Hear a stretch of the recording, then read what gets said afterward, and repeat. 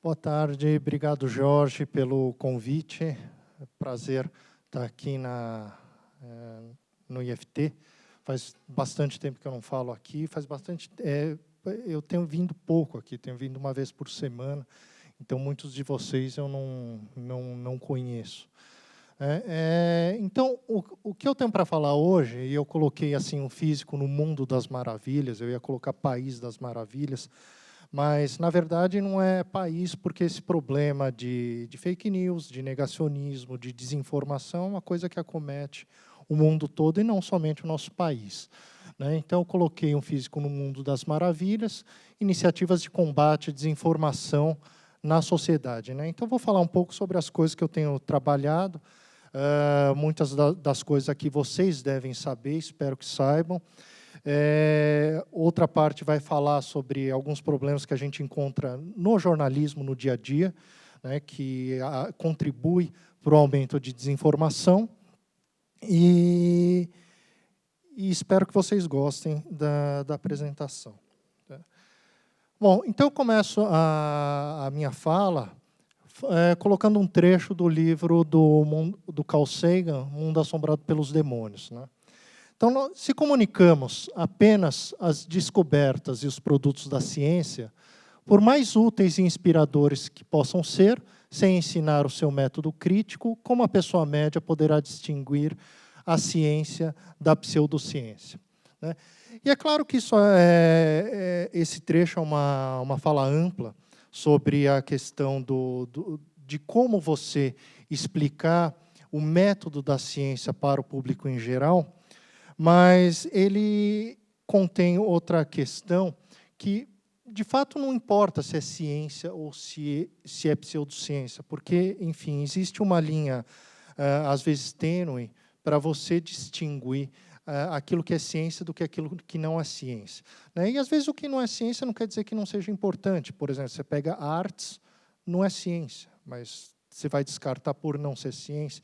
Então, de certa maneira, eu não estou tratando de um problema filosófico que é chamado de problema da demarcação, de definir o que é ciência e o que não é ciência. Tem coisa que não é ciência que é importante. O que eu estou tratando aqui? Eu estou tratando de coisas que declaradamente são negacionistas. Quer dizer, se eu falar que eu vou pegar isso aqui, eu soltar e o negócio vai subir, mesmo tendo todas as evidências que ele vai cair, isso é o tipo de problema que eu estou tratando.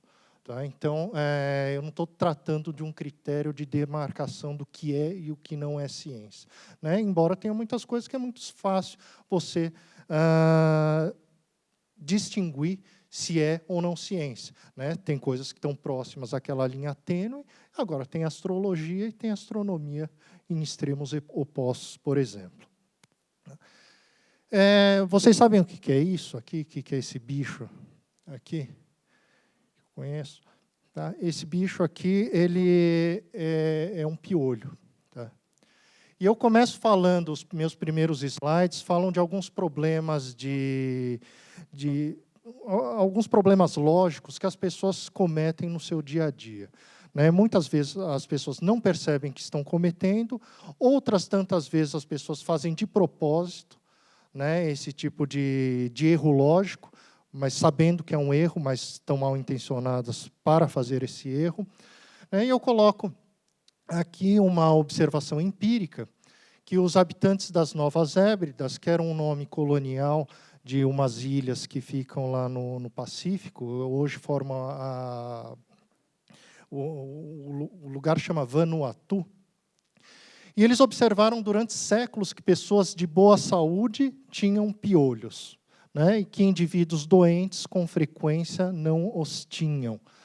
Então, qual que é a correlação imediata que você faz? Portanto, piolhos fazem bem à saúde, porque quem tem piolho está de boa saúde, e quem não tem está com saúde ruim. E essa correlação, por que acontecia? Normalmente, as pessoas que ficavam doentes ficavam com uma temperatura muito alta na cabeça, os piolhos saíam, e as pessoas estavam doentes, falavam assim, não tinha piolho.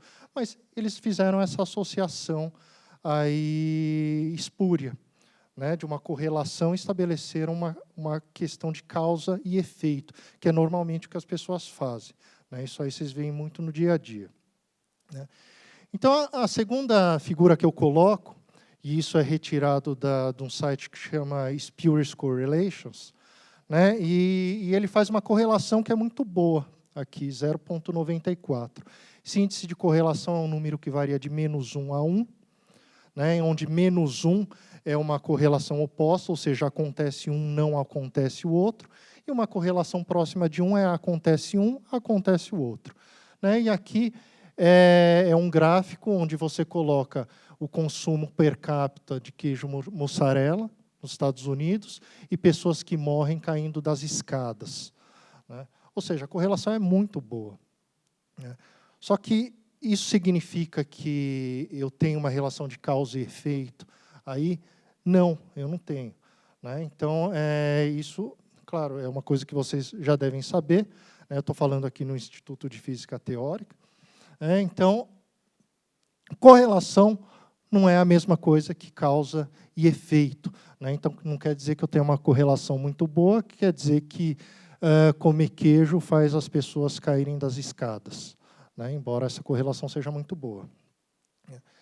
Só que isso aí a gente comete bastante no dia a dia, e é chamado, às vezes, de viés de confirmação, né? Uma falácia lógica que a gente comete no dia a dia e que em inglês chama cherry picking, né? Você está pegando as cerejas lá do bolo, escolhendo os fatos que corroboram aquela sua conclusão, né? Então, isso acontece toda hora, né? Seja inconscientemente ou seja conscientemente, né? Hoje a gente vê muitas discussões, sejam políticas, sejam em outros contextos, que as pessoas pegam os fatos que corroboram aquela conclusão que ela quer ter, né?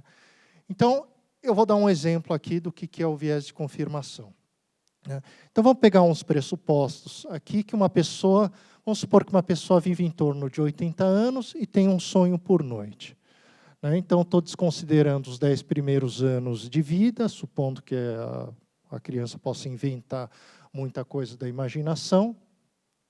Estou supondo que a taxa de lembrança de sonhos é da ordem de 80%, e estou supondo que em 20 vezes os sonhos realizam exatamente da mesma maneira que foram sonhados. Quer dizer, pus exatamente entre aspas, porque, é claro, nossa memória é uma própria, às vezes, reconstrução que a gente faz, não exatamente daquilo que aconteceu, né? Então, a gente tenta já, às vezes, adaptar as coisas que a gente viu àquilo que a gente está vendo no momento, né?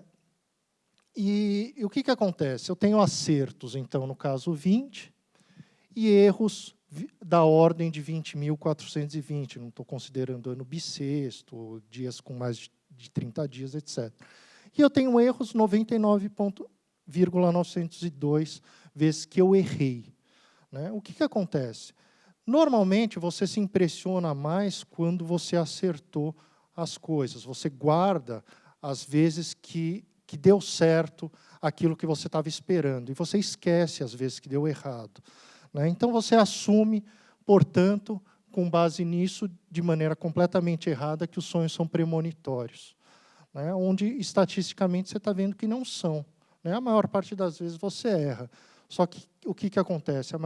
As menores vezes que o sonho se concretizou, aconteceu daquela maneira que você achava que tinha que acontecer, foram as vezes que você guardou, que você lembra, né? Só que isso não acontece só assim no dia a dia. Eu coloquei aquele exemplo fictício, né, do caso dos sonhos, mas isso é um caso real que aconteceu com o Einstein, né, o Albert Einstein, em 1915. Então, em 1915, Einstein e de Haas, tem um efeito Einstein e de Haas, né, eles mediram pela primeira vez o fator giromagnético do elétron. A medida para o fator G deu 1,02 mais ou menos 0,10, né, compatível com o modelo teórico daquela época desenvolvido por eles. O que aconteceu? Na mesma época, um outro físico também, lá dos Estados Unidos, o Barnett, realizou as medidas, na mesma época encontrou G aproximadamente 2. O que aconteceu? Quer dizer, numa ponta você tinha o Einstein, um dos poucos artigos experimentais publicados pelo Einstein, essa medida do fator geromagnético, e, quer dizer, é o Albert Einstein que publicou um resultado que concorda com aquilo que ele tinha desenvolvido, que dava 1. Você chegou a 2. Poxa, é aquela sensação que você tem no laboratório dos anos iniciais de graduação, né? O professor chega para você e fala assim, deu certo o experimento? Fala, pô, o que é dar certo? É dar o que você está esperando? Não, dá certo é fazer o experimento de maneira correta. Assim, por uma questão puramente estatística, pode dar um valor completamente estapafúrdio, por isso que você repete as medidas. Então, o dar certo não é dar aquilo que está esperando.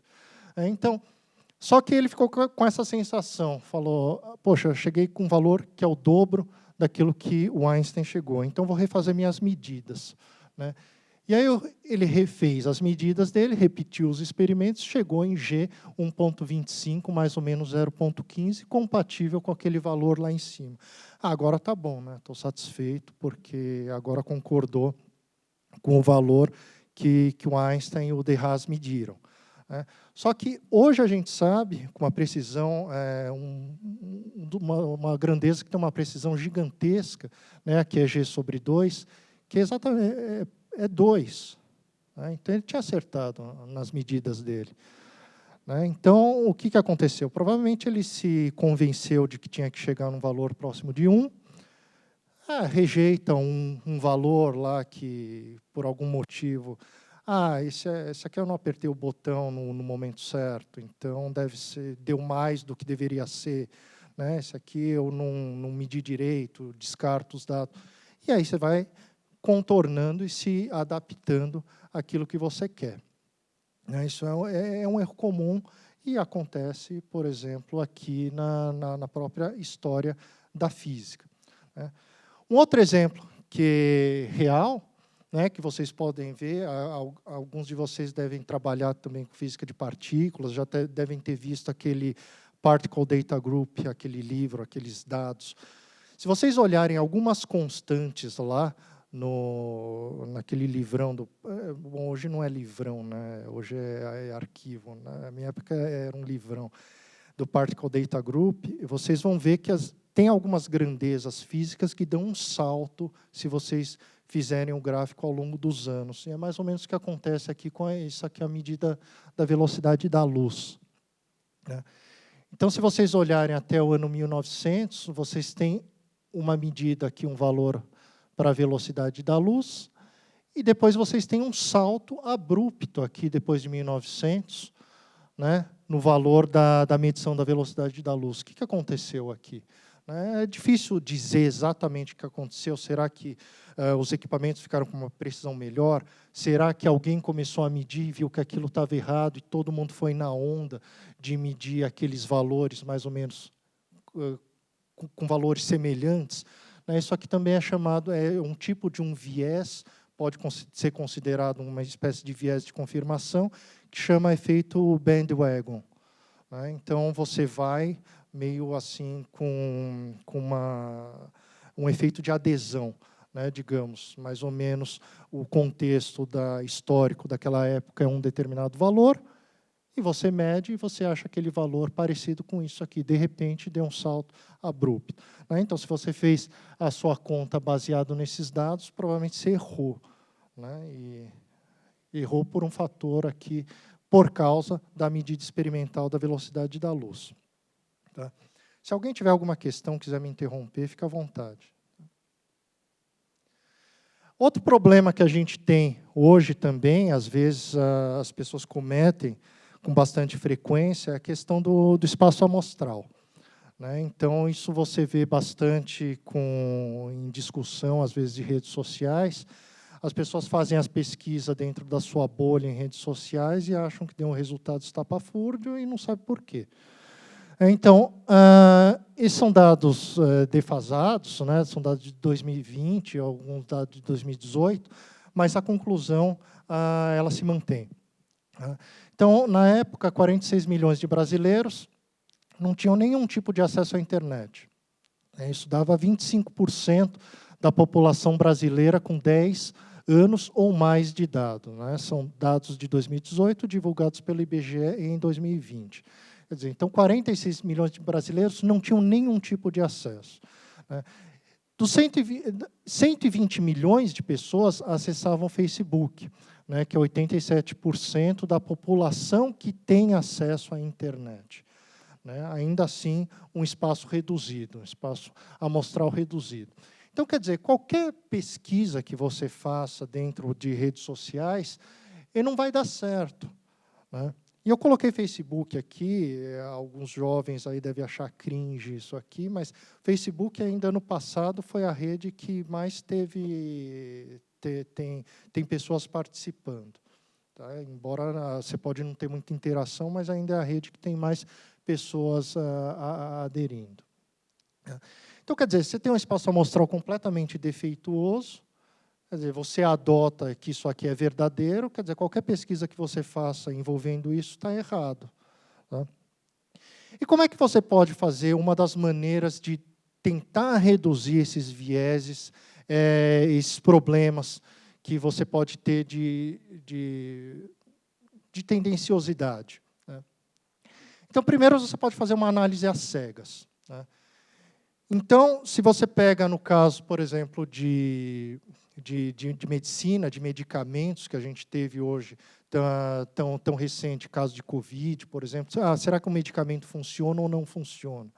Né? Como é que você sabe? Um jeito de você fazer é um teste duplo cego.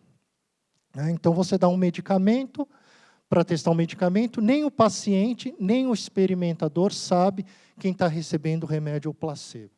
Quer dizer, então, como é que você faz o experimento para saber se aquele medicamento é eficiente?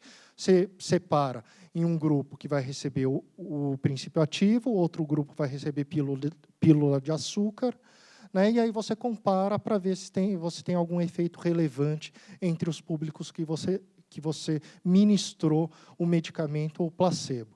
Né? Nesse caso, duplo cego, nem quem deu, nem quem recebeu sabe o que recebeu. Quer dizer, então você faz uma análise completamente descompromissada daquela expectativa. Falar, não, esse grupo recebeu remédio, então eles devem sentir mais efeito do que outro grupo que recebeu placebo. E na física, como é que a gente faz? Na física a gente não tem paciente, a gente não tem grupo controle. Né? Então, uma maneira de você fazer isso aí é você colocar ruído.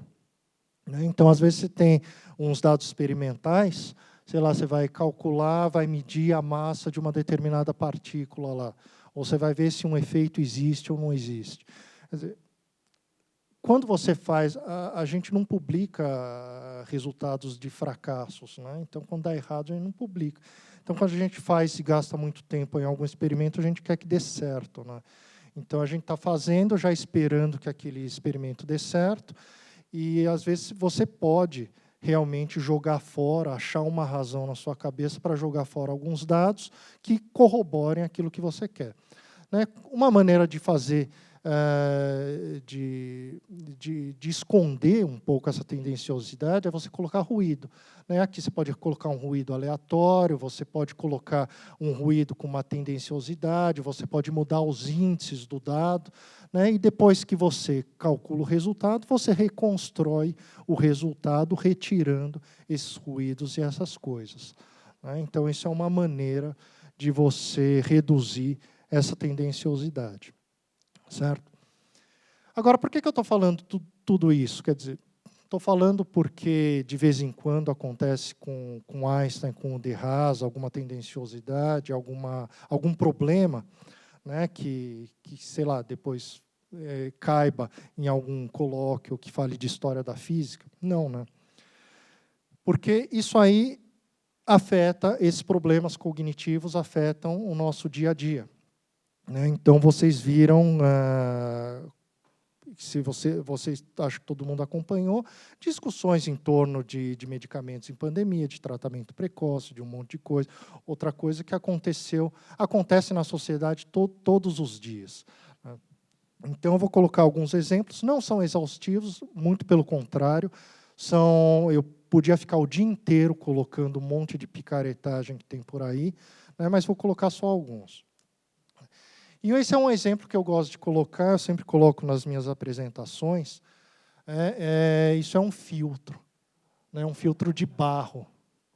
Né, e aqui está escrito aqui, versão exclusiva de barro e vidro que filtra, alcaliniza, ioniza e introduz vibrações positivas na água por meio das palavras amor e gratidão gravadas no barro. Né? Então, aqui acho que tem amor e gratidão, aqui ou lá atrás, enfim.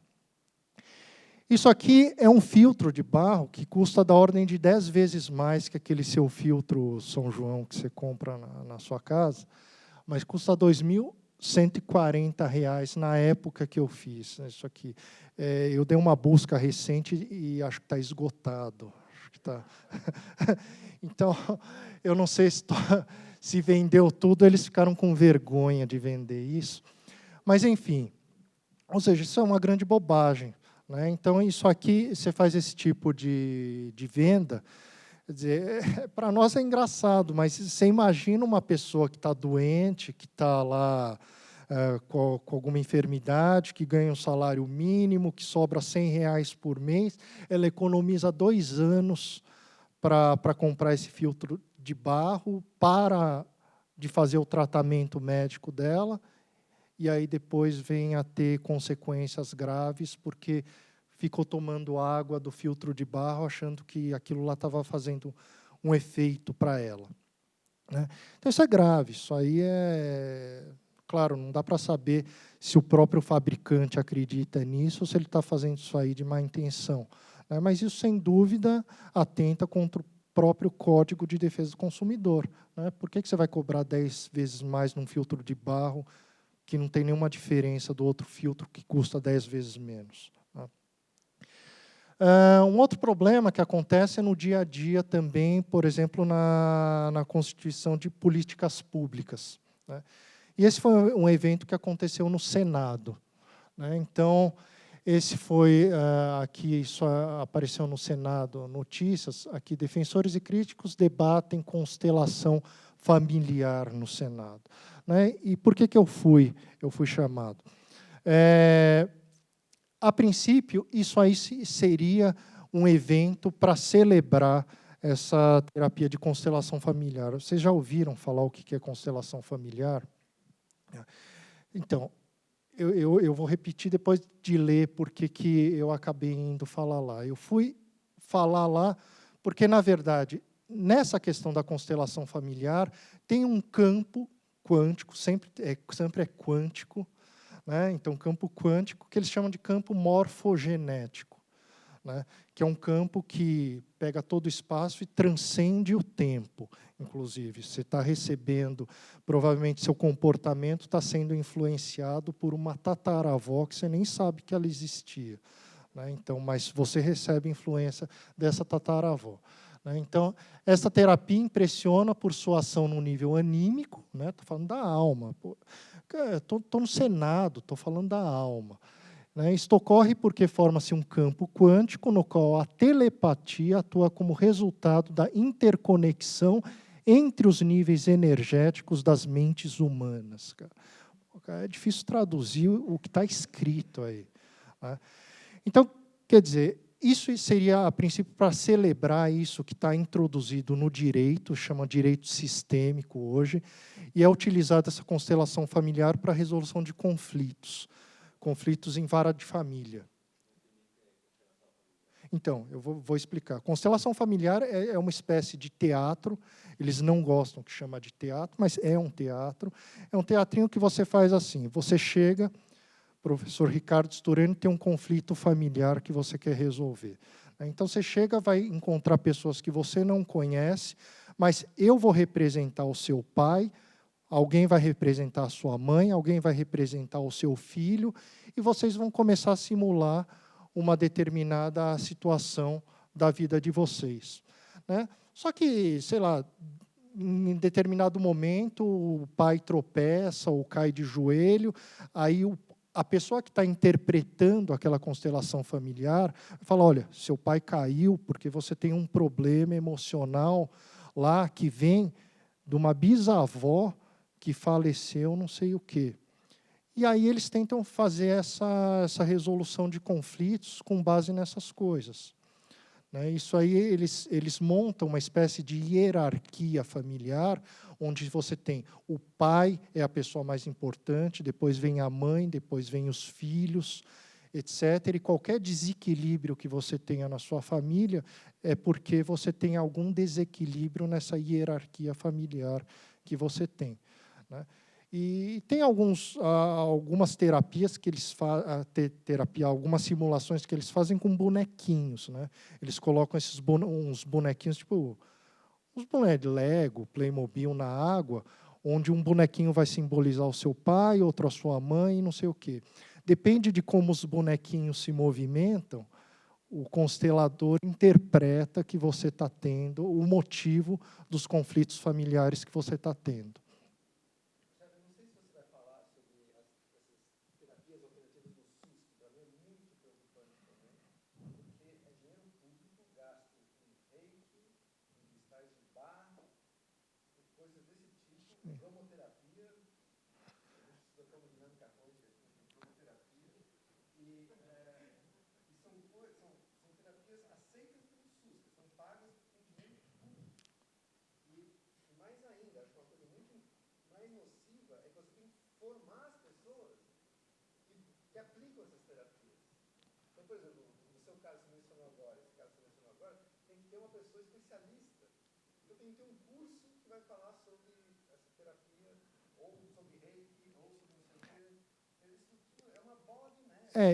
Eu não vou comentar especificamente, mas depois a gente pode voltar a essa discussão, e é verdade.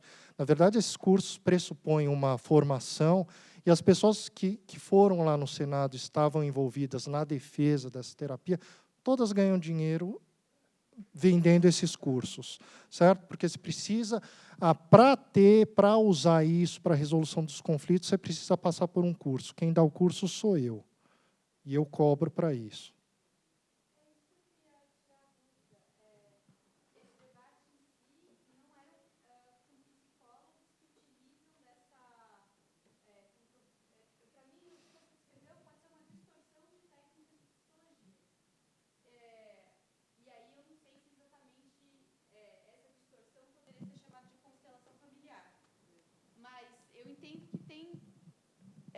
Técnicas de psicologia, da faculdade de psicologia, de psicólogos, mas, claro, tem um limite para o que você acabou de descrever.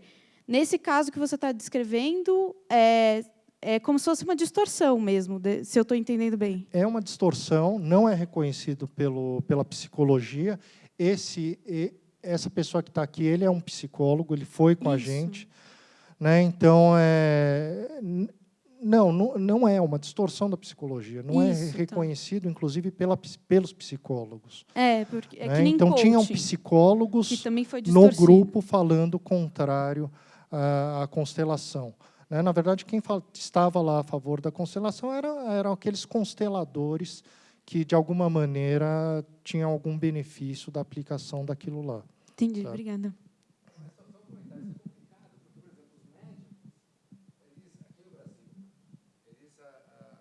Aceitam a homeopatia, por exemplo, e a acupuntura, que são, bom, na minha opinião, pseudociências. Sim, então, esse é o grande problema. Eu acho que depois eu toco nessa questão um pouco mais na frente.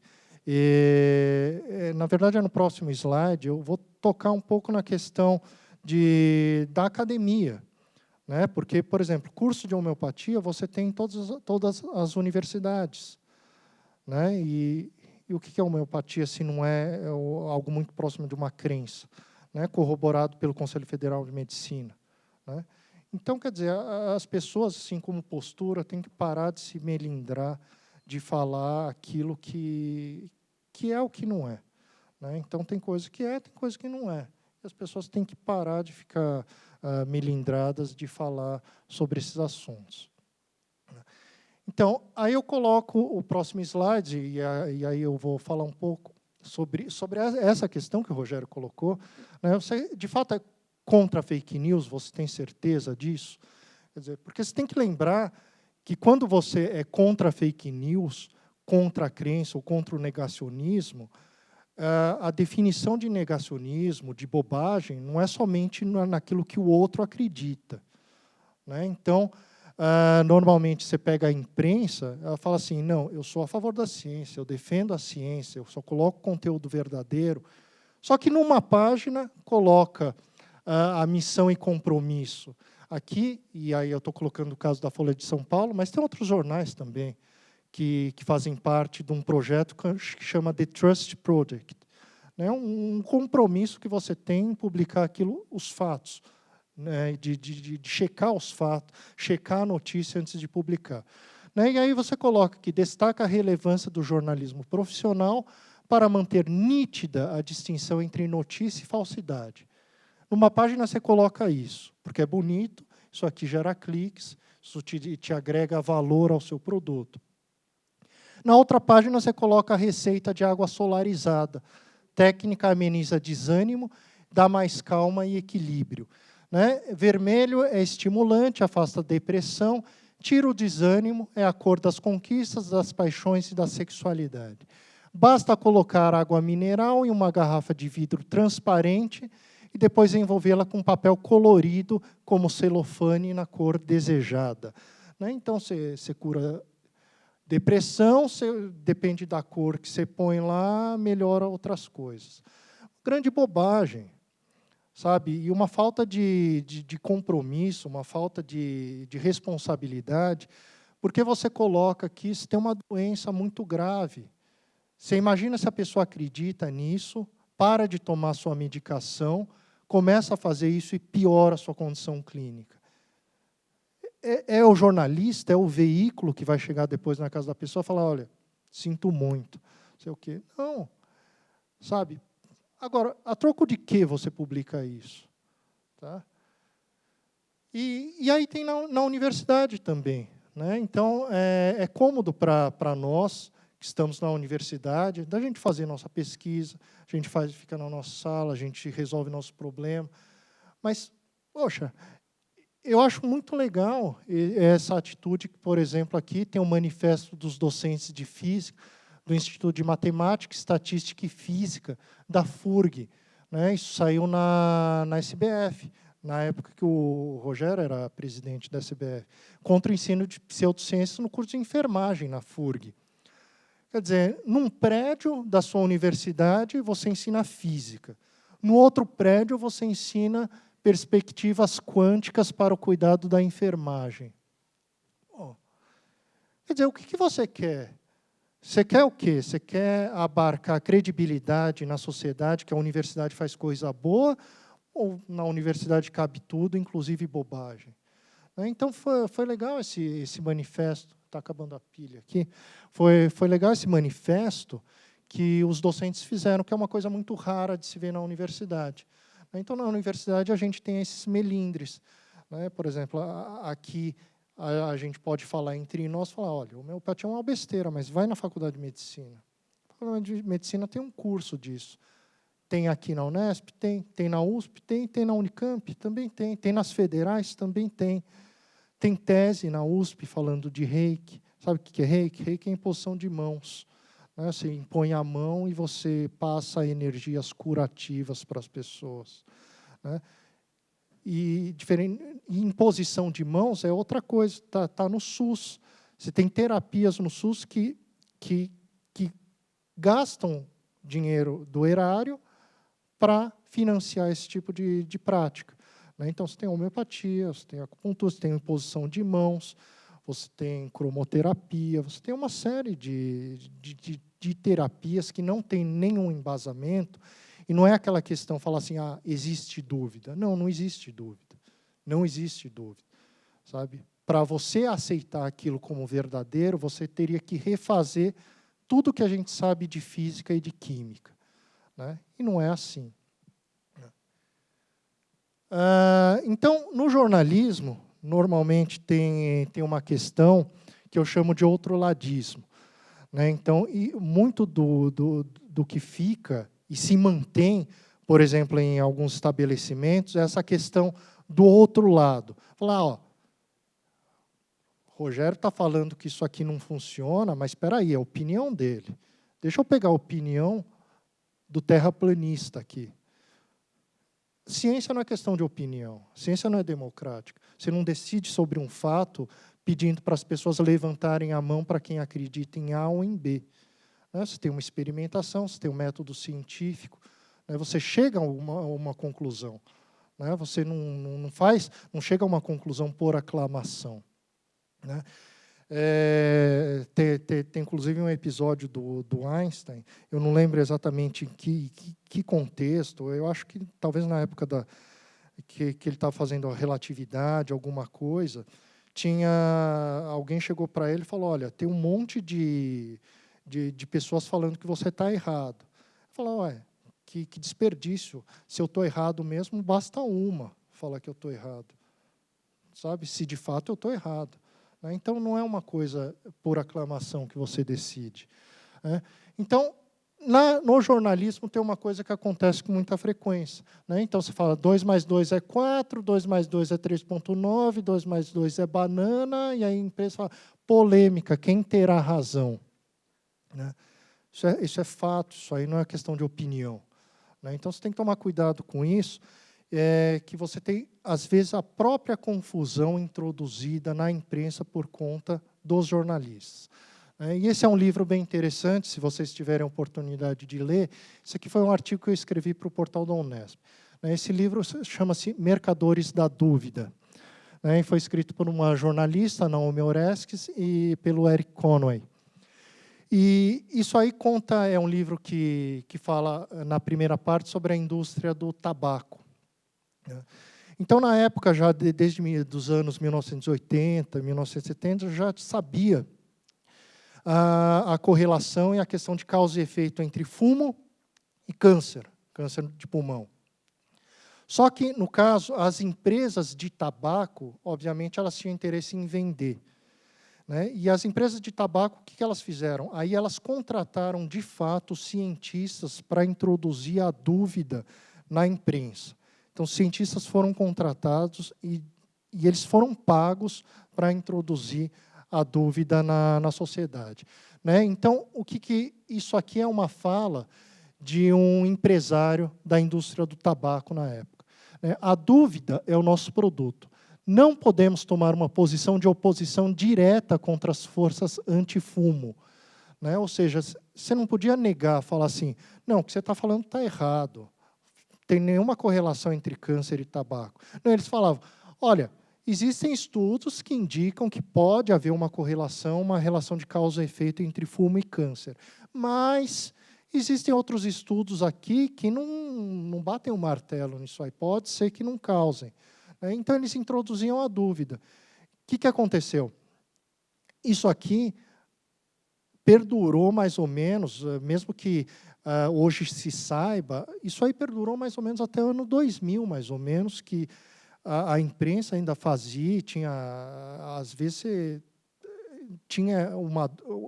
e o efeito deletério disso se perdurou por vários anos, muito além do ano aqui em que foi dito em 1969.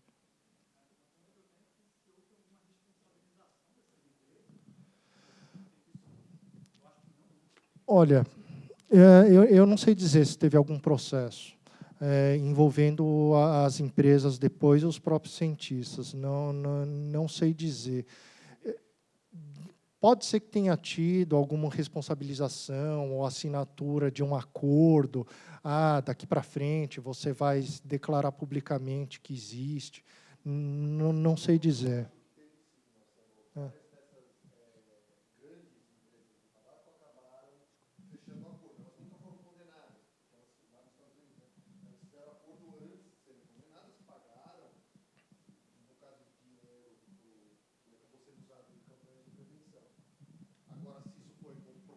Dano causado ou não é outra história, né? Porque o dano, quer dizer, como é que você mensura o dano pela morte de uma pessoa? É infinito. Né? Você teve responsabilidade pela morte da pessoa, sabe? E aí você pega isso aí, uma declaração de 2021, né? Na época da pandemia, estávamos em plena pandemia. Aí você vê uma declaração do presidente do Conselho Federal de Medicina, aqui: existem na literatura médica dezenas de trabalhos científicos mostrando benefícios com tratamento precoce. Outros tantos apontam que elas, né, as drogas associadas ao tratamento precoce, não possuem qualquer efeito benéfico contra a Covid-19. O que é isso, se não é o estabelecimento de uma dúvida? Quer dizer, você quer usar, você usa, é prerrogativa do médico prescrever ou não. Você não quer usar, não usa, porque existe uma dúvida, não é fechado, não existe consenso. Nessa época já tinha consenso, sabia que não funcionava. Né? Então, por que você continua estabelecendo a dúvida? É exatamente a mesma técnica que você tem aqui. Né? E o que acontece? Aí eu vou entrar um pouco na seara da questão da qualidade dos periódicos científicos que hoje existem aí, por aí, e a falta, talvez, de conhecimento técnico dos próprios jornalistas, da imprensa, ou das pessoas que estão escrevendo os textos, de conseguir discernir o que é bom e o que é ruim. Né? E aí, como é que você consegue selecionar a sua notícia? Hoje a gente tem revista excelente, né? Tem Nature, tem Science, tem revistas boas, médias, ruins, e as revistas predatórias, né? Que surgiram muitas revistas predatórias hoje, que são aquelas que, independente da qualidade do artigo, se está bom, se está ruim, se você pagou, eles publicam. Né? Então, e aí normalmente são artigos ruins, porque artigos bons são publicados por revistas boas. Né? Agora, tem outras revistas, na área da física não é tão comum. Né? Na área da física tem um rigor muito maior. Mas tem umas revistas, tem editor presente na sala,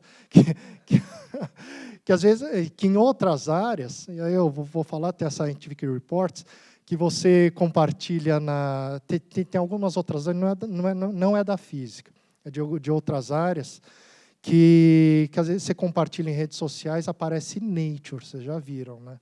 Você compartilha Scientific Reports, aparece Nature, aí você clica, é aquela sensação de abrir o pote no freezer, achar que é sorvete e é feijão. Né? E aí tem um monte de artigo de péssima qualidade, Scientific Reports. Isso é comum em outras áreas, normalmente em área de nutrição, saúde, tem umas coisas muito ruins. E aí o que acontece? O jornalista que, por causa da sua profissão, não tem conhecimento técnico da área que está pegando, não sabe discernir o que é bom e o que é ruim. Né? A própria definição do que é revista predatória não é uma coisa muito simples de se fazer. Né? Embora vocês consigam identificar o que é predatório, porque se vocês acompanharem todo o processo de publicação, de referir, do editor, vocês conseguem identificar. Olhando simplesmente a revista, não é fácil estabelecer critérios unívocos que vão relacionar, se satisfizer esses critérios, eu consigo identificar como predatório. Não é direto assim. Né? Mas tem alguns experimentos que funcionam bem. Isso aqui é uma pesquisadora, Ana Olga Schust. Vocês já ouviram falar da Ana Olga Schust? A Ana Olga Schust, ela aplicou para ser editora em 360 revistas de acesso aberto. Né? Então, essas revistas foram selecionadas de 3 bases de artigos, né? Uma da Easy Web of Knowledge, né? Do Web of Science, então várias listas, onde pegou 120 periódicos de acesso aberto de cada uma das listas. E ela aplicou para ser editora nessas 360 revistas. Algumas revistas responderam imediatamente, já nomeando ela como editora-chefe. Outras revistas, da ordem de 40, 50, levaram alguns dias e também aceitaram ela como editora, e algumas, inclusive, condicionando a algum pagamento. Se você pagar, se você editar um volume especial de algum assunto, a gente divide o lucro com você, não sei o quê, você vai ser... tudo bem você ser editora da revista, né? Acontece que essa pesquisadora, ela é fake, ela não existe. Ela foi criada, as publicações que ela colocava no currículo dela não existiam. Os livros que ela falava que tinham publicado não existiam, né? Ela foi criada por 3 pesquisadores da Polônia, né? E isso aqui foi publicada na Science, na Nature, e foi eles dispararam e viram que aquelas revistas, eu acho que isso é um critério que não deixa dúvida, né? Aquelas revistas que aceitaram ela imediatamente como editora, pode ser classificadas como predatório, né? Mas não é muito simples você fazer isso aí, né? Então, isso foi uma ação que eles fizeram e desmascarou algumas revistas. Agora, tem outras revistas, por exemplo, esse é um artigo que foi publicado nessa International Archives of Medicine, e que diz que chocolate com alto teor de cacau ajuda na perda de peso, né?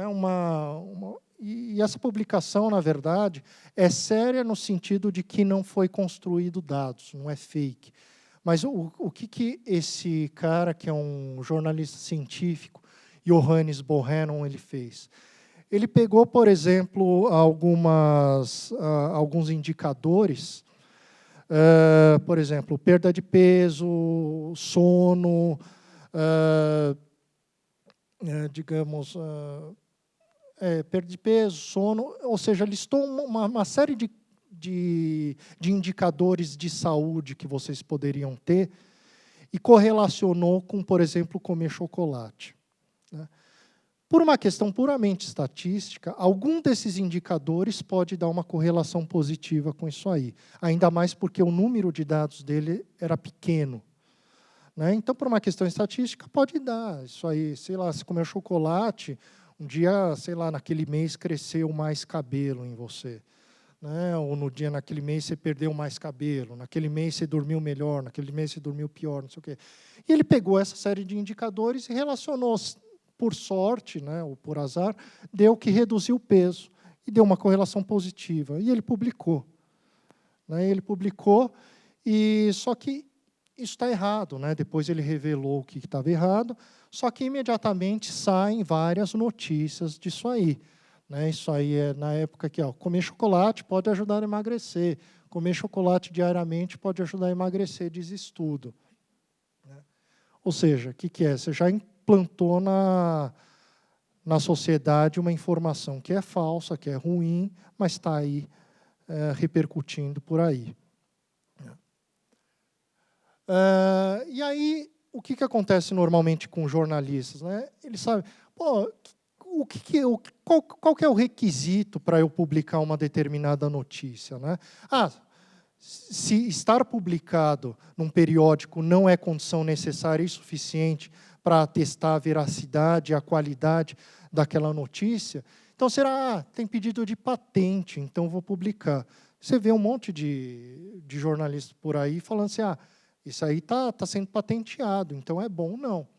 Então, vocês podem olhar o que pode ser patenteado, né? Invenção que atenda aos requisitos de novidade, atividade inventiva e aplicação industrial e modelos de utilidade que se encaixem nos seguintes quesitos: objeto de uso prático, ou parte deste, suscetível de aplicação industrial, apresente nova forma ou disposição envolvendo ato inventivo, resulte em melhoria funcional no seu uso ou em sua fabricação.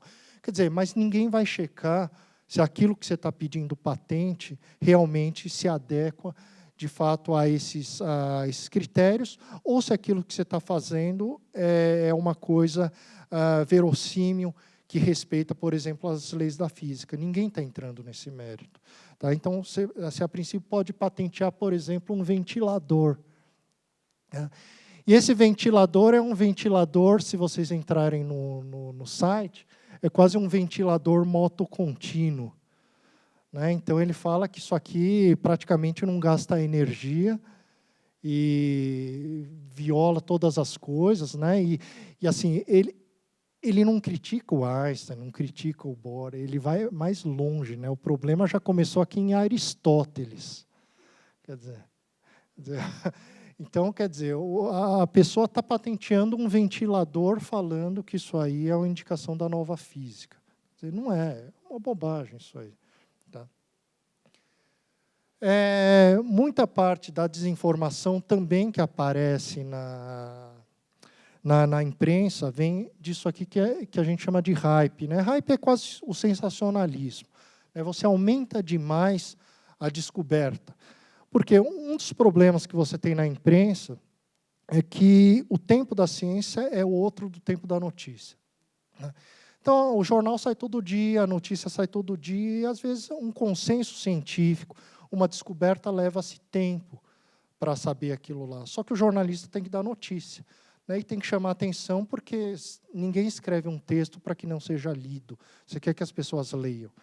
Então, você, às vezes, aumenta. Isso aqui saiu na Unesp. Veneno de cobra brasileira tem molécula que inibe o coronavírus. Né?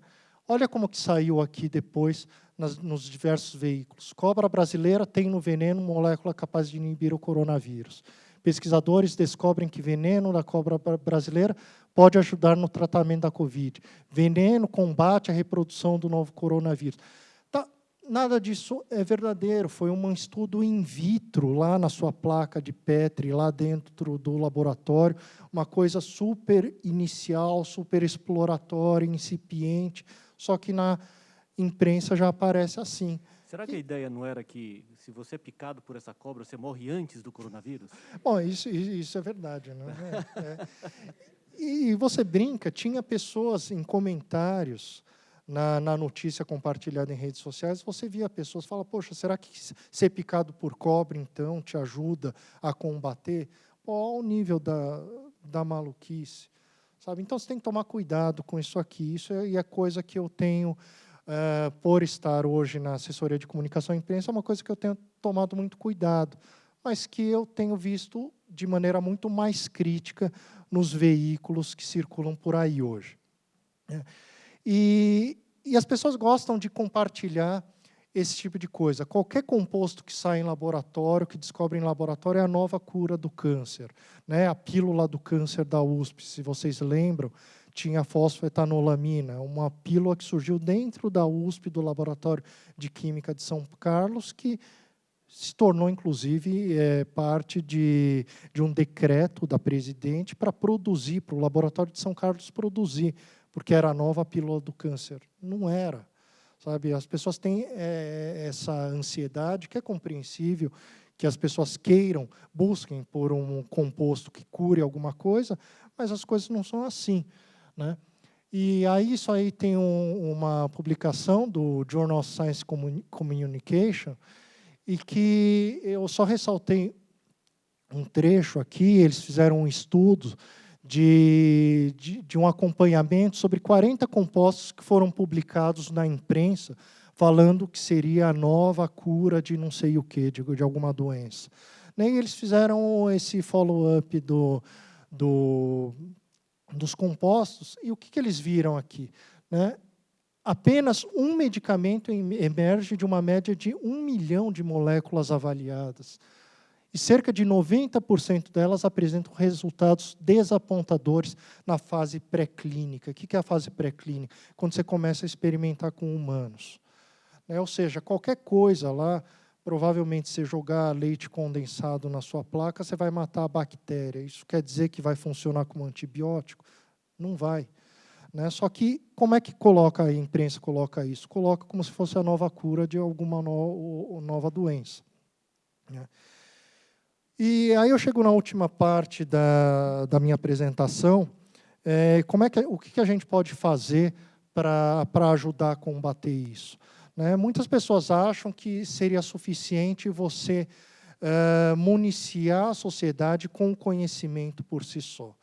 Então, você ensina, por exemplo, como funciona a gravidade, por que a Terra é redonda, etc., e deixa para o público decidir se a Terra é redonda ou se ela é plana.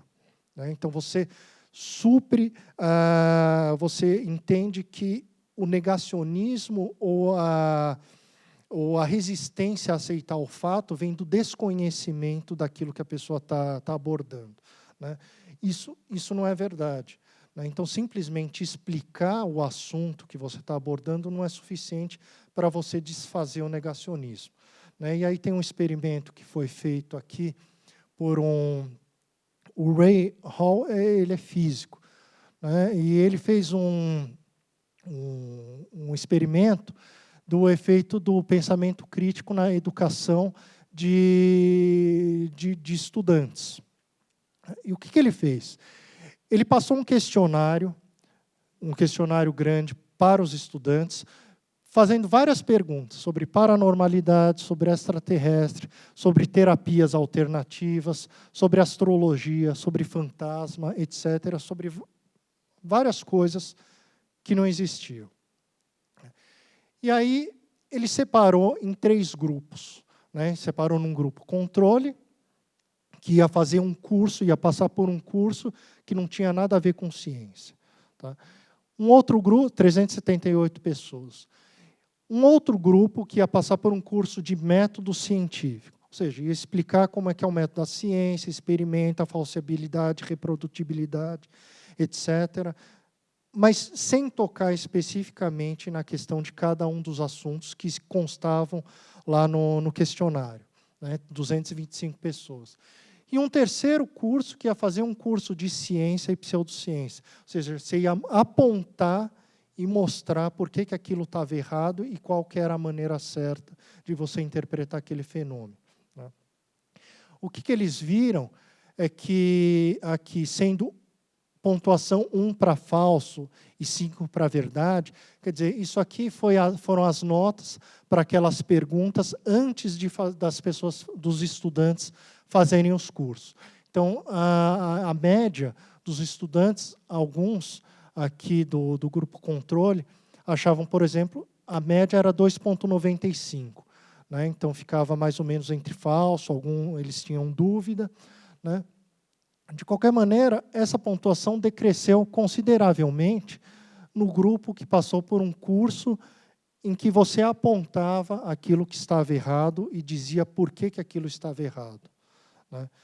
Então, isso é o que normalmente eu tenho tentado fazer hoje, depois que em 2018 a gente fundou essa associação que chama Instituto Questão de Ciência, né? Então, esse Instituto Questão de Ciência, e aí eu vou falar um pouco sobre no próximo slide, né? Então, só para finalizar, então, o importante é você não ficar com melindres de apontar aquilo que está errado. Você viu alguma coisa errada, você fale que aquilo está errado e por que aquilo está errado, né? Então, cria encrenca no seu grupo de família, do WhatsApp, vão te xingar pra caramba, vão te xingar. Isso vocês não vão conseguir fugir, né? Falar que não é bem assim, não é assim, esse é ponto de vista, ó, a sociedade é plural, não sei o quê, tem que aceitar isso. Tá?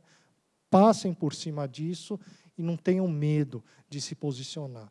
Porque se vocês não falarem, quem que vai falar? Se a universidade não falar, quem que vai falar?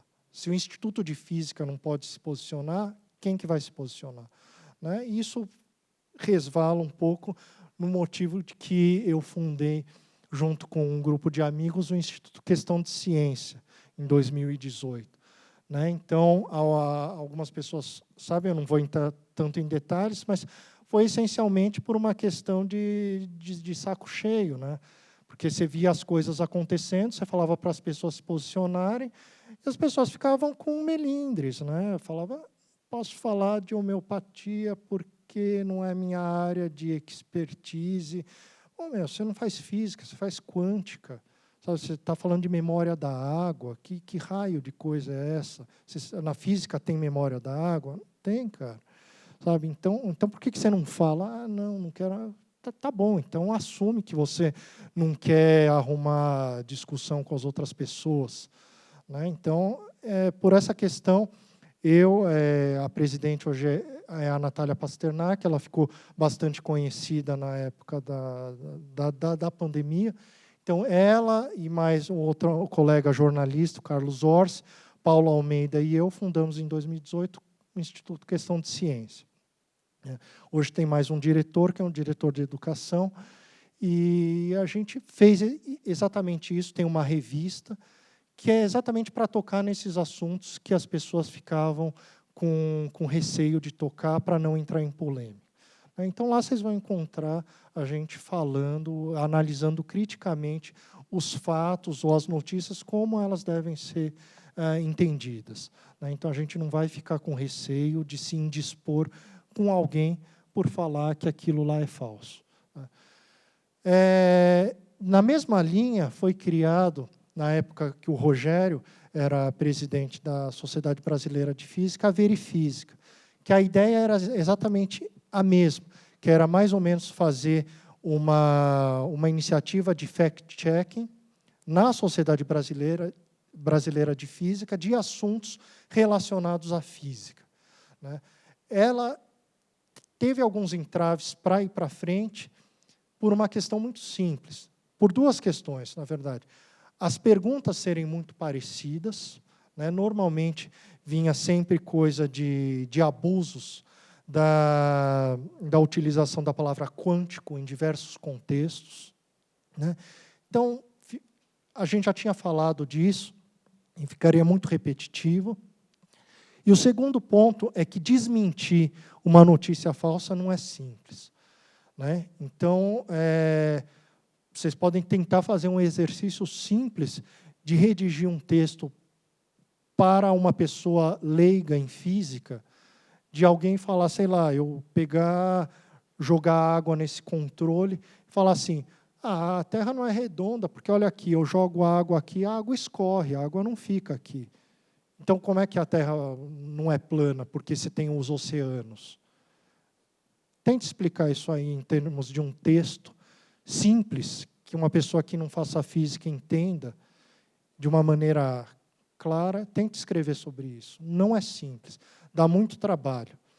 Então, redigir um texto disso aí, que não fique técnico, e que você não se reduza a falar assim, isso que está falando é besteira, porque isso é assim. Cara, se você falar isso, a gente sabe que é besteira. Mas por que é besteira? Isso dá trabalho você explicar. Então, quer dizer, ainda está aí, eu não sei agora se está funcionando, está caminhando, está caminhando. É o Galvão. E aí, essa era uma iniciativa que ela acabou sendo interrompida aqui no IFT, por conta da pandemia, mas era um programa que já tem, acho que mais de 20 anos, e era uma iniciativa muito interessante, que era exatamente isso, assuntos de fronteira de física ditos para pessoas que não fazem física. Isso é muito legal. Vinha médico, vinha engenheiro, vinha dentista, vinha advogado, e a gente falava aqui. Isso é muito interessante. Espero que agora acho que vai ser retomado, não sei se vai ser retomado, mas era uma iniciativa bem interessante que eu e o Alexandre fomos coordenadores por algum tempo aqui no IFT. Verdade. Aqui, na verdade, eu coloquei as iniciativas que eu tive alguma participação. O Física ao Vivo também, iniciativa do ex-presidente aqui da SBF, que também é a mesma ideia, falar de assuntos de fronteira da física para o público geral. E hoje eu tenho feito lá no âmbito da reitoria a Unesp para Jovens, que também são assuntos de ciência em geral, aí não somente de física, escritos para público pré-vestibular, então para criança. Então, isso aqui é para criança de 9, 10 até adolescentes de 15 anos, para um público pré-vestibular, para estimular, para chamar eles para a academia, para a ciência, porque a gente mira muitas vezes em público adulto, público que já está na graduação, e a gente esquece, às vezes. Aqui não, aqui no IFT tem programas para ensino médio, aqui é um caso à parte, mas estou falando no geral, eu achava que tinha que ter uma iniciativa institucional da universidade mirando esse público. Então, a gente fez isso, a gente reavivou o jornal da Unesp, que tinha sido interrompido. Então, Então, hoje, se não é porque eu tenho participação nisso, mas se for para dar um exemplo de bom jornalismo de ciência que é feito hoje, que não vai ter outro ladismo, que não vai ter conteúdo sensacionalista, é o Jornal da Unesp. Então, se vocês tiverem a oportunidade de entrar lá, as matérias, reportagens, são feitas com bastante cuidado, tomando todas as precauções para a gente não incorrer em vieses e erros que eu falei nos slides anteriores. E esse último, que é uma animação que a gente faz também com crianças, que a ideia é responder perguntas de crianças. Qualquer pergunta de criança ela faz, a gente tem o desafio de responder em menos de 1 minuto, o vídeo todo dura 1 minuto, mas são animações. Então, a gente faz animações e a gente responde aquela pergunta da criança em 1 minuto, considerando as vinhetas de início e fim. Os Pílulas de Ciência já está na TV Cultura, TV Rá-Tim-Bum, e agora vai começar no canal Futura também. Mas foi uma iniciativa nossa aqui da Unesp. Tá bom? Obrigado, estou aberto para perguntas e questionamentos.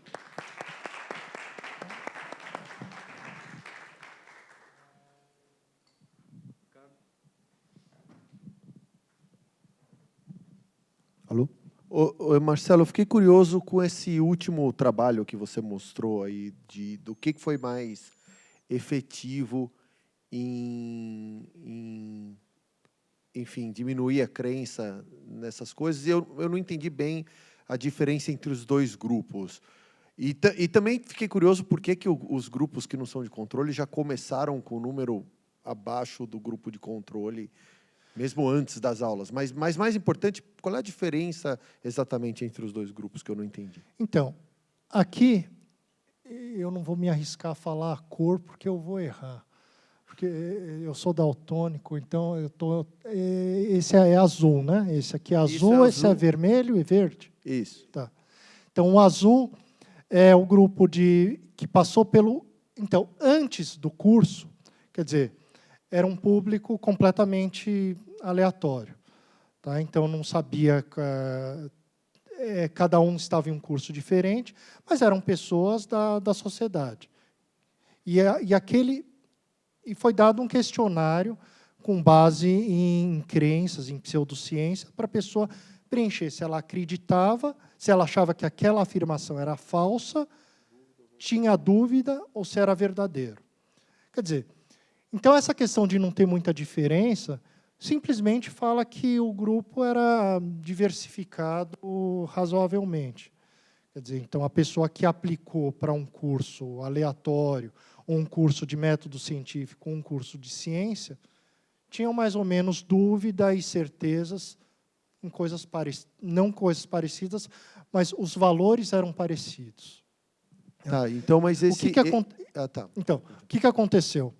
Esse grupo aqui em azul, ele participou de um curso de pseudociência, ou seja, eu estou falando, a Terra não é plana por causa disso.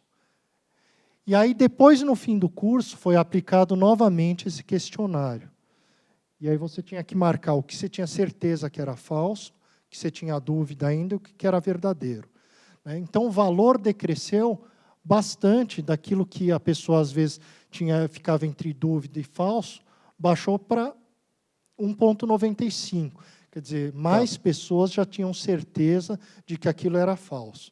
Qual que é a diferença dos dois grupos? Não, agora eu entendi. Então, e no vermelho você só falou no geral de ciência, então, né, de método científico. Exato. Mas esse grupo que caiu muito, você estava abordando exatamente aqueles mitos em que eles acreditavam? Então, estava abordando aqueles mitos que estavam no... Então, você foi ponto a ponto foi pelo ponto a questionário ponto, e desmistificou cada desmentindo um deles. aquilo lá. E apontando o que era verdadeiro, o que era falso, por que era falso. Mas aí você tem uma armadilha, né? Porque o azul é mais eficiente quando você me parece que quando você vai lá e aborda exatamente o ponto em que a pessoa está enganada. Sim. Agora, se você tentasse fazer isso com todos os assuntos sobre o qual existe fake news, a pessoa ia ter que passar a vida dela inteira fazendo curso. É verdade. O vermelho parece ser mais geral, né? Quer dizer, o azul é um remédio específico para cada fake news específica. Sim. Ao passo que o azul me parece, o vermelho, né? O do meio ali, me parece geral, mas se você não sabe exatamente qual besteira a pessoa vai ouvir, como é que você faz para imunizar ela com as besteiras que você ainda não ouviu? Essa que acho que é a questão, do ponto de vista de investimento, que é mais difícil de responder, né? Como é que você torna a pessoa imune à bobagem antes de você saber qual bobagem ela vai ouvir? Porque se tiver que ficar desmistificando cada bobagem, você cai no problema que você falou, né? Porque cada bobagem você vai gastar um ano tentando achar a melhor forma de dar um argumento para alguém completamente leigo de que aquilo é bobagem, e aí a energia que você gasta para fazer isso é ordens de grandeza maior do que a energia gasta para inventar uma bobagem, né? E você perde essa batalha, né? Não tem como. É isso que eu fico pensando sobre esse approach, né? Sua pergunta é boa. A pergunta é boa mesmo, porque você não dá para gastar um tempo infinito explicando tudo. Seu tempo é finito, né? E os assuntos, as bobagens podem ser infinitas. Então, como é que você seleciona o que você vai abordar? Né? Primeiro, se a pessoa chega ativamente perguntando para você sobre um assunto, é simples.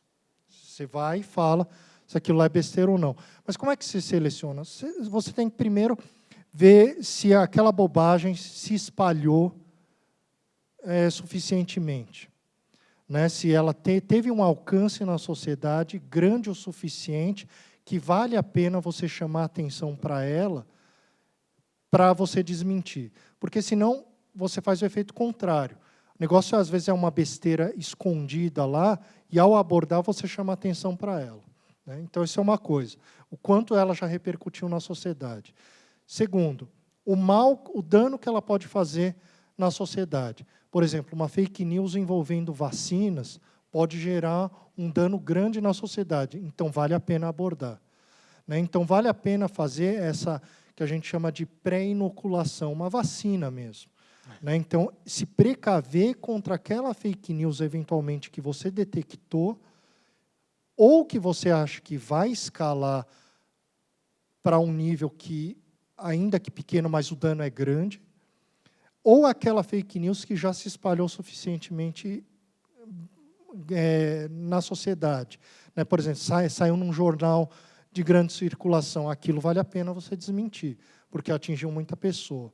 Né? Mas depende, aí é a sua sensibilidade, aí é o tempo que talvez você esteja olhando para os assuntos, falar, não, isso é besteira, ninguém nem ouviu falar, então não vale a pena desmentir. E é esse tipo de seleção que você faz. Tá?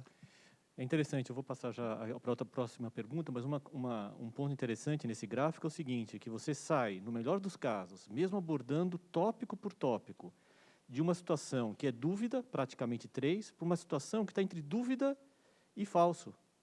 Ou seja, mesmo assim, aparentemente, mesmo você abordando o tópico específico da pseudo-afirmação lá, você não consegue convencer muito. Tanto, né? Porque você acaba para 1,95, enquanto que o ideal seria cair para 1. Né? Sim, sim. Ainda nessa linha, o que eu fiquei, talvez é uma visão um pouco inocente minha, eles fizeram alguma análise no sentido de viés psicológico em relação a essas pessoas que passaram por esse grupo? Seria essa a primeira pergunta? Porque eu fiquei pensando também nessa relação de reforço positivo e reforço negativo, no sentido de depois do processo de reeducação, seja qual for, isso dá conhecimento também do que, em tese, é dito como verdadeiro. Mas isso não significa que ela acredite no fato de que aquilo é, de fato, verdadeiro. Então, não combate a crença no sentido de que eu posso apoiar minha crença em fatos ou eu posso apoiar minha crença nas minhas razões pessoais. Então, eu fiquei me perguntando bastante sobre isso, porque também eu acho que vai de encontro com a questão que você falou sobre a abordagem e diálogo dentro da sociedade, já que nem sempre a forma combativa me parece que, pela minha experiência, parece que é a melhor forma. Então, eu queria, se você puder falar um pouco sobre isso. Eu não sei, esse trabalho não abordou o ponto de vista psicológico, né? Então, é simplesmente uma compilação dos resultados do questionário, né? Então, não entrou no detalhe do porquê que você mudou talvez aquele pensamento daquele fato que você achava, daquele assunto que era falso, mas por que você achava falso, por que você achava verdadeiro e passou a considerá-lo falso. Ele não entrou nisso. Mas a questão combativa, e isso é uma postura que a gente adotou desde o início, e assim, o que a gente se baseia é nesse questionário, por exemplo, e se é para se basear em algum dado concreto, né? Então, porque em anos mais ou menos 1980, assim, acreditava-se que essa questão talvez não combativa, você não chegar para a pessoa e desmentir diretamente aquela crença ou aquele comportamento, por exemplo, negacionista que a pessoa tem, bastaria você suprir a informação necessária para aquela pessoa, né? Então, por exemplo, a pessoa não quer se vacinar por algum motivo absurdo, estapafúrdio, negacionista. Então, fala assim, não vou falar que o que você está achando é besteira, mas vou falar que como é que a vacina foi criada, como é que é o processo de desenvolvimento da vacina, que a taxa, que a expectativa de vida deu um salto depois que iniciou a vacinação. Isso seria suficiente para a pessoa largar aquela crença, né? Isso mais ou menos no ano 1980. Isso não deu certo. Não deu certo e, pelo menos com esses dados que eu mostrei, o mais eficiente é você apontar e falar por que a pessoa, por que aquele fato é errado, sem medo de ter o que o pessoal às vezes fala, efeito rebote, né? De você desmentir um negócio tão vigorosamente que a pessoa fala assim, você está desmentindo tanto, então porque deve ser verdade aquilo que eu acredito, né? Isso aí é mito também, não tem isso, né? Então, pela experiência que a gente tem, a gente acha que funciona melhor você ser frontal e combater aquela notícia falsa, apontando a notícia falsa e falando por que é falso. Oi, Marcelo, depois de ouvir o Ricardo falando no trabalho que dá tudo isso, nela falar em combater, e você mostrar aquele slide com todas as tentativas que estão aí, eu ainda penso se nós não estamos falando para um público pequenininho assim. Porque se você for olhar, você fala em jornalista, quem lê jornal nesse país? É uma minoria, tá? Se você vai para uma pessoa que ela... Aliás, algum tempo atrás eu te mandei um vídeo que alguém me mandou de uma coisa completamente fake, idiota, falando que nós temos 6.000 anos de vida, Adão e Eva, foi feita uma análise genética e nós voltamos a 6.000 anos atrás para Adão e Eva.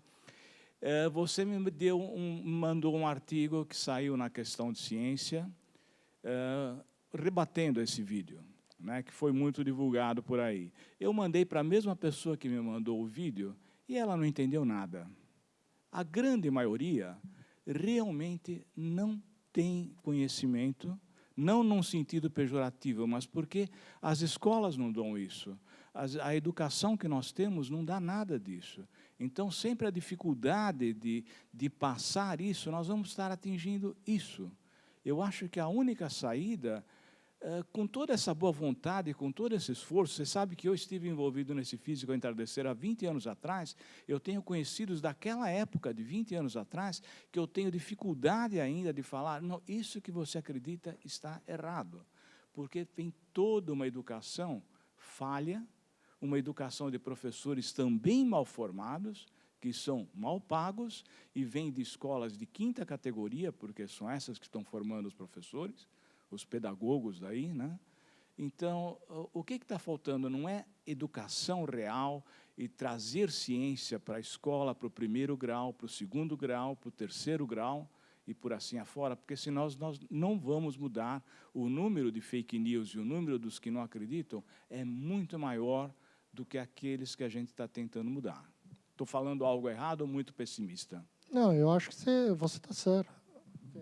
Eu posso adicionar, você já responde as 2 perguntas. Na Finlândia, homeopatia é permitido? Porque isso mais ou menos responde... Então, por isso que eu quero entender. Será que isso resolveu, por exemplo, o problema da homeopatia? Não, a homeopatia tem em todo lugar do mundo, né? Tem. Não, recentemente, então, a Inglaterra e a França pararam de financiar publicamente no sistema de saúde deles. Mas isso tem em todo lugar. Então, isso foi um dos motivos que eu coloquei não no País das Maravilhas, mas no Mundo das Maravilhas, né? Olha, a astrologia é outra coisa, né? Porque assim, nem as próprias pessoas que publicam levam a sério aquilo, né? Mas sai, não, é sério. Aquilo é feito da cabeça de alguém que senta e desenvolve aquilo lá. Com o ChatGPT ficou até mais fácil de falar. Agora, não só falando com o Adriano, eu acho que você não tem uma visão realista, e eu acho que tem um problema assim de letramento, introdução de pensamento crítico para as crianças, desde a tenra idade, sabe? Então, eu acho que tem a questão na escola, e hoje está cada vez pior. Assim, eu posso dizer que, por exemplo, eu tive um episódio envolvendo a minha filha, na época tinha 8 anos, 7 anos, mas era questão de definição, o que era quadrado, um retângulo, etc. E a professora chega na frente, quer dizer, uma questão de definição matemática, e coloca como se uma resposta errada fosse uma questão de opinião, uma questão de ponto de vista. Essa é uma oportunidade de você falar, ó, está certo, está errado aqui, sabe? Agora, quando você começa a colocar tudo num patamar de que tem lugar para tudo, para o errado, para o certo, que o errado é certo, aí você começa a complicar. Então, eu acho que tem que você introduzir desde da tenra idade pensamento crítico nas crianças, né? Instruir pedagogos, professores, para que as crianças questionem, né? Comecem a questionar crenças, comecem a questionar dentro da própria casa, fazer pergunta para os pais. Mas isso é uma questão da sociedade que eu acho que cabe o seu pessimismo, sabe? E é o tipo da coisa, é o que eu já falei quando eu apresentei um recorte desse seminário no Física ao Vivo, é que isso que eu estou fazendo não é uma coisa que eu tenho expectativa de ver resolvido no meu período de vida, ou de 3 vidas, por exemplo. Não vai sumir, sabe? Pseudociência, noticiação, não vai sumir, né? Mas isso é um processo longo, né? Mas eu acho que tem que ser feito. Você não pode deixar solto aí para as pessoas falando o que elas quiserem, né? O cidadão, a cidadã tem direito à melhor informação possível, né? E assim, eu não tenho problema de me indispor ou de falar que algum assunto tá errado. Bom, eu concordo com a Adriana. É uma bolha que a gente está e a gente fala para um grupo muito pequeno, mas a gente tem que falar, né? Não tem. Agora, a minha questão que me preocupa bastante também por exemplo, na Verifísica, a gente pede que a pessoa aponte onde ela leu a notícia que ela quer que a gente comente, né? Muitas vezes não tem. Por exemplo, uma coisa que me irrita, não sei se irritam vocês, na época que todo mundo media a temperatura por causa da pandemia, apareceu aquela história que não era mais na testa, né, era no pulso. E isso me irritava tanto, porque a calibração é feita para a testa. E a ideia é que o laser era só para ver a distância, porque ele captava a radiação de corpo negro da sua testa e calibrava para isso, né? Eu também, mas aí eu me pergunto, onde que está escrito? Onde tinha? Aí é grupo de WhatsApp que espalha e não tem uma fonte, sabe? Isso, apontar onde que está uma fonte é um problema. E é um problema para ver física, porque a gente tem que comentar sobre algo que está escrito, né? Que saiu em algum meio, né? Alguma coisa, um vídeo, por exemplo, o Adriano falou de um vídeo. Um vídeo tudo bem, dá para comentar. Mas, às vezes, tem coisas que eu não sei de onde aparecem e que as pessoas começam a acreditar. Isso é um problema super sério que sei lá como resolver.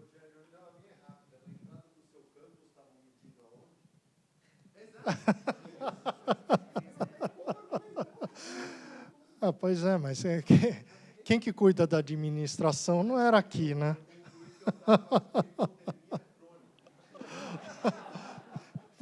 Uma vez, isso contando, porque eu vinha dirigindo às vezes e batia a saída do ar-condicionado no meu pulso. Eu fazia de propósito, cara, eu deixava lá congelando, cara, ia medir, dava 30 graus.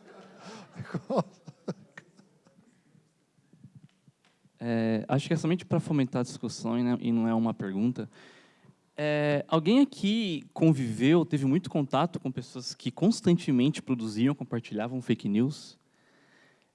Porque desde 2019, 2020, até ano passado e depois eu saí, eu entrei em grupos de certos viés políticos e eu tentei fazer um trabalho de formiguinha, de tentar fazer esse trabalho de você apontar e conversar.